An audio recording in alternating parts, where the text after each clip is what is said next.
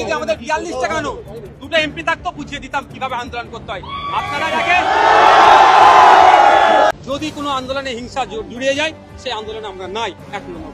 দ্বিতীয় কথা, মুর্শিদাবাদে মন্দিরও ভেঙেছে, মসজিদও আক্রান্ত হয়েছে, মসজিদে ভেঙেছে।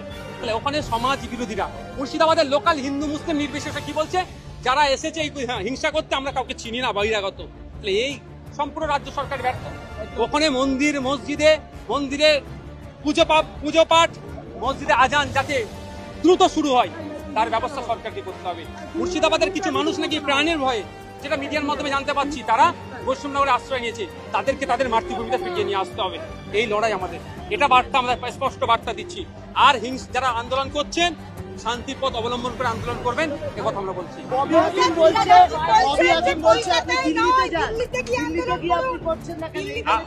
ববি হাকিমদের বলবেন দুটো কথা। আজকে এখানে উপস্থিত হয়েছে, তার বাবা 2 দিন আগে মারা গিয়েছিল, সেও আজকে আমাদের মিছিলে উপস্থিত হয়েছে। কেন? তার গণতন্ত্র রক্ষার লড়াইয়ে সুপ্রিম কোর্টে যাব, দিল্লির রাজপথে যাব, চিন্তা নাই। তবে ফিরহাদ হাকিম সাহেবদের বলবো, তো জ্ঞান না